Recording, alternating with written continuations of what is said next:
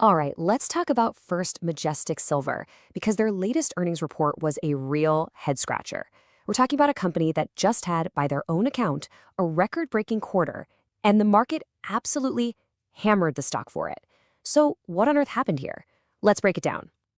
So this is the core of the mystery right here. It's truly a tale of two completely different stories.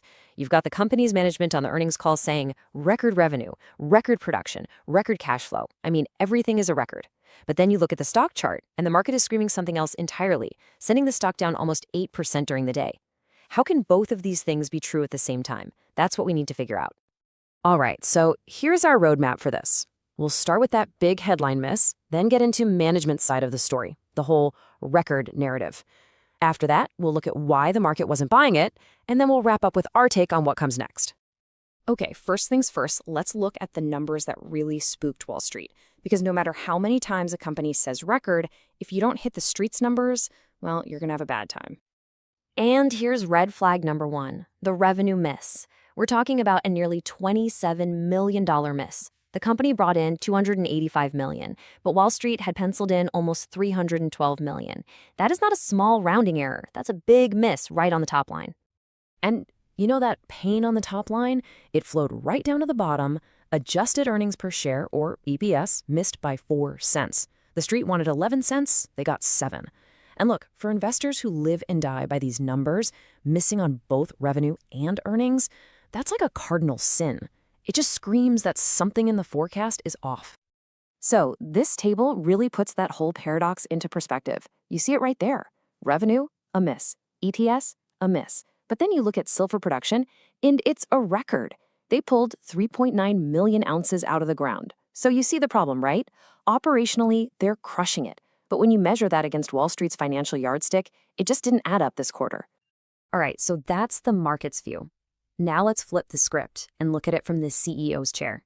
Because, to put it mildly, they saw this quarter very, very differently. And they were not about to be quiet about it either. The CEO, Keith Newmeyer, got on the earnings call and was clearly fired up. He came right out and said an analyst's report had the most bonehead headline he's seen in his entire career. I mean, wow. He was basically telling everyone, you're all looking at the wrong things. And you can kind of see why he was so frustrated. Just look at these numbers from his perspective. Silver production, up 96%. Revenue, up 95%. Operating cash flow, free cash flow, EBITDA, their cash position. I mean, everything on this list is a record. The CEO's point was simple.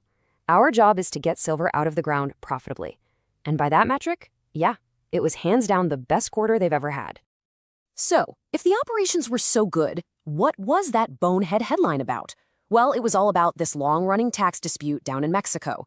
Now, from management's perspective, this is old news. It's a 13-year-old issue, they say it's not material, and they're basically not going to negotiate it in public on an earnings call. To them, it's just background noise. But here's the thing. For the market, it wasn't background noise. Not at all. And at the end of the day, when you have two completely different stories being told, it's the market's version that dictates where the stock price goes. And you can see it happen almost in real time. Look at this timeline. The earnings call starts at 11:30. As the CEO is talking, pushing back on analysts and highlighting all those records, the stock just starts to bleed. By noon, it's already down around 7%. It never recovered either, closing the day way down on heavy volume. The market was listening, and it did not like what it heard. So let's translate this. What was the market actually hearing during that call?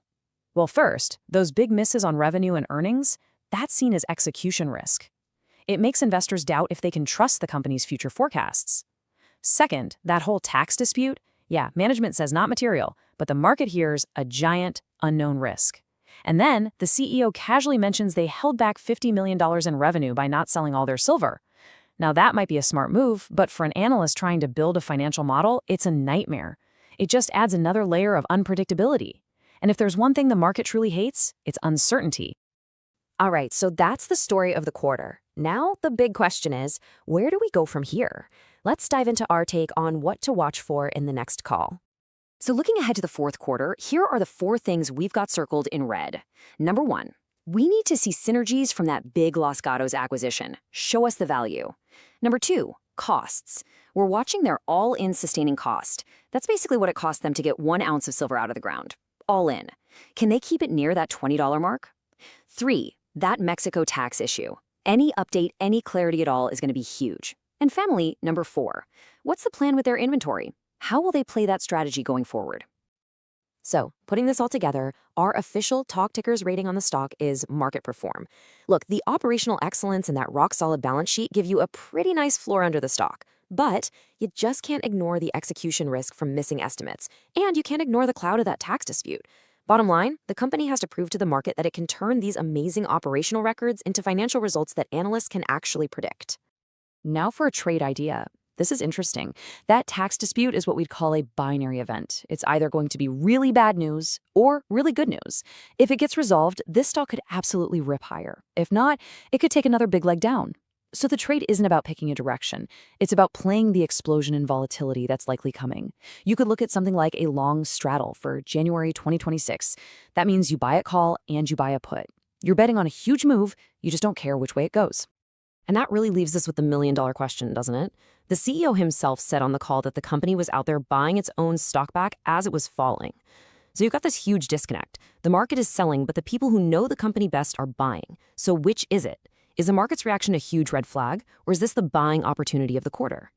And of course, a reminder, this is not financial advice.